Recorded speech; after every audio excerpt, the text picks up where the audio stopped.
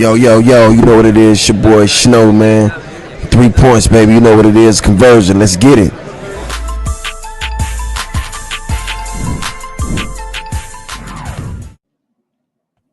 Hey Kay, I spoke to Black a couple recently. I asked him about a design for the Sonics, and he gave me the pattern that he would get.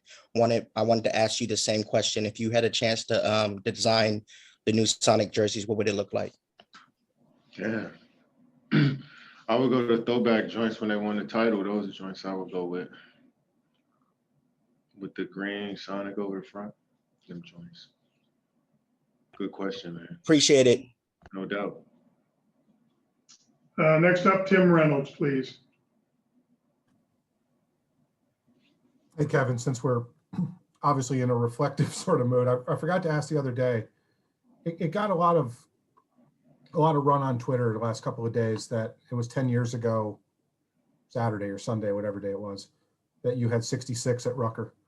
I was just curious how much you think back about that day and what went into that game, and just, I mean, do you still see the clips of it, and still, I mean, I guess what are your takeaways from it 10 years later?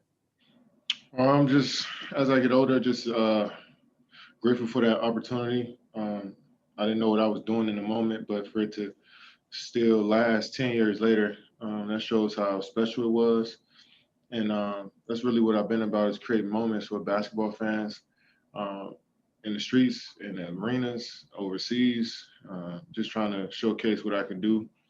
And hopefully people feel something when they watch me play. So it was one of those moments that I'm grateful that, because a lot of times, opportunities come and go, and you may, breeze past them, but that one I took advantage of. So I'm glad I did it back then. And it's pretty cool that it's still at top people's minds, around this time. It was such a weird time, Kevin. Like, were you hesitant at all about going out there and taking the risk of playing outdoor and all that? Nah, because I was always doing that. I mean, I was still fresh in the league at that point, so I wasn't really thinking about, you might get injured or or any ramifications of what could happen to me out there. It was just like I just wanted to play, and I felt like a lot of those people who don't get opportunity to go see a Knick game or a Net game when I was in town at that time, they was able to come to the park for free and watch us hoop. So it was special. Thank you. Joe Barton, you're up. Hey, Kevin. Good one today. I asked Tatum the same thing in the mix zone, but does it feel to you like you're just 2 wins away from a gold?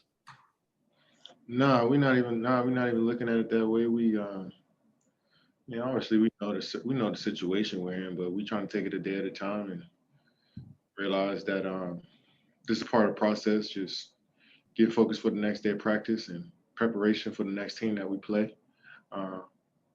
But we're not trying to look too far down to the end goal. We're just trying to focus on today. And I know, listen, I mean, we've talked about this before, where you've said and pointed out that there were games that were close in 16, but the gold medal game, you went out there and had 30, and I think you guys won by 30. And it doesn't feel like that's going to happen this time. It feels like, watching it, that these are much more like NBA games, and you have to kind of approach it that way. Does this tournament feel like, do you go into each game kind of feeling more like that it's like a toss up, and it's going to be a back and forth kind of thing? Oh no, I remember in 2012 we had some tight games. I had 30 in the gold medal game against Spain. It was a tight game all the way to the end. I think we won by single digits. I don't remember, but yeah, I mean, we didn't win every game by 30 in 2012. We played Lithuania in a pool play, and it was a tight game. We played Serbia, I think, in a pool play in 2016, and they had a chance to tie it up at the end of regulation, and they had a wide open 3 to tie the game up. So it's like, you're going to have games where it's going to be tight, and we understand that. And today it was good that we pulled away late, but we're not expecting to come out here and beat everybody by 30. If you go back to the history of, the last few Olympics, you're going to see some tight games up in there, especially, 2012, that gold medal game, sorry. We'll go next to Dwayne Rankin. Thank you, Kevin. It's my first time on, so I'm trying to get my bearings on what was asked before because I'm not part of the whole mix still. But I want to ask you about Devin today, and obviously he didn't shoot the ball as well as he would like, but he had 9 rebounds, 5 assists, 3 steals, no turnovers. What'd you think of his play today? Well, it just shows you how all around D-Book is. You know, a lot of people look at him because he's such a pretty scorer. You know, he could do things so effortless, but he's a savant. You know, he wants to be an all-around basketball player. And you've seen it tonight, you know, grabbing rebounds, going in there and mixing up with the bigs, switching, guarding out on the perimeter, making passes, and then he made some timely shots for us. So Book is an all-around player who's only getting better. He's 24, I want to say, and Right. we about this on the bus, like he handles himself like a 35, 36-year-old vet, you know, and that's only going to bode well for him in Phoenix going forward. And tonight was one of those nights. You're not shooting the ball well, that's not the whole game. And guys understand that. He's one of those players that can affect the game in every single facet. And, you know, it's a special player. Quick follow. There's got so many guys that are first time in this. As you guys get closer and advancing, are you getting more questions from them on what to do, what not to do, or do you feel like they got it figured out right by now?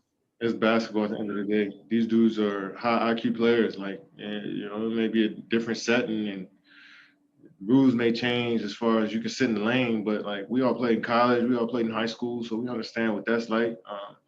But nobody's sitting around asking me questions on what's about to happen. You know, it's basketball, you know, and all of us, you know, have got years under our belts and played in different systems and schemes and playoff games where you got to prepare different ways. So the IQ of these guys is, you know, is at the same level. We all at the same level, I feel. Thanks, Kevin. Terrell Thomas, you're up. Thank you. Hey, KD, Terrell Thomas, These Urban Times. 2 questions for you really quickly. From a music standpoint, I want to know, you were one of the first gentlemen to actually hear what Kanye West is working on with his Donda project. Of course, he hasn't put it out yet, but as he's still working here in the land at Mercedes-Benz Stadium, has he hit you with any new music to kind of listen to while you're in Tokyo? And Go ahead, my bad. Sorry for cutting you off. Oh, no, you're fine. You're fine. From a production standpoint, did you guys, I know you dibble and dabble in the music. Did you guys share any gems with each other that night? No, of course not. That's Kanye West. He's a master at his craft. I mean, I was just sitting back and just taking in the vibes, listening. And he's so humble that he was playing for everybody, just wanted to hear their input. He was asking me what songs that I like. And I was like, well, are you asking me like, you know, the ones I like, you're going to put them on the album. So, and he actually did that in that listening party. The joints that I like, you know, I heard him at that listening party. So I'm sure he's just making alterations to the album, and it's going to be incredible when he drops it. And then from a basketball standpoint, I know you're busy in Tokyo doing things with USA basketball, but did you have a chance to see what your Brooklyn Nets did in the draft recently? Yeah, very excited about the young fellas that we got. Well, I don't want to call them young fellas, the men that we drafted. You know, Cam and Dayron, and then we got 3 second-round picks, and Zagorowski, am I saying his name right? Kessler, and I forget the last pick that we had, and the guy from Florida State. Sorry, I'm missing his name right now. So I'm looking forward to those guys being a part of the program, and you know, looking forward to learning and helping them grow as much as they can, and welcoming them to Brooklyn, and you know, I can't wait to play with them. Thanks for your time, KD. Next up is Josh Coyne. Hey, Kevin, Josh Coyne of Double Clutch UK. I spoke to Zach yesterday about the collection of coaches you guys have at your kind of at your service on camp. You have been in this situation before, obviously in the Olympics, and you've dealt with a lot of NBA coaches. How valuable is it to have so many minds on camp, and you know, what benefit does that have to you? Yeah, man, you got champions over there, guys that been around the game for so long, seen the evolution of the game. You know, they could teach us a bunch. You know, it's always a different perspective from guys that's actually in the action and somebody that's just outside watching. So, you know, and the best thing about our coaching staff is that we all have an open dialogue on what we feel needs to happen. Practice, games, and, you know, they listen. And, and we listen to them as well. So it's been a great relationship thus far. And on the other side, are there any challenges to having so many voices in one place? Not at all. I mean, we got a lot of, you know, respected coaches in this locker room. They know exactly how to deal with, you know, this caliber player every day. It's not like they just on us every day, preaching stuff to us every day. They kind of letting us be who we are. And then when the time is right, they speak up and hold us accountable. And that's only going to make us better. Thanks, Kevin. Good luck. Next up, we'll go to Tyler Boronsky. Hey, Kevin, you've faced Ricky Rubio a bunch throughout your career. I'm just curious, how is international play Rubio different than the Ricky Rubio you faced in the NBA? Yeah, they're asking him to score more here. You know, in the league, feels like teams that he's been on want him to run the show a little bit more and get guys involved. And that just shows he can play in different styles, and he's a versatile player. And come out here and score the way he was scoring. I mean, the shots that he was making remind me, you know, showed that he had that scores mentality. You know, one-leggers off the glass, get into the paint, you know, shooting deep threes. You know, so you know, Ricky is a true pro, and he's a reason why so many teams want him a part of their program year after year. And you know, he's just showcasing that he can do more than just be a setup guard. Next up, we'll go to Samuel Rodriguez. Kev, since coming from Vegas, can you talk about how you guys have grown together as a team over this time? And then can you talk about how big it was for your Nets to re-sign Blake Griffin today?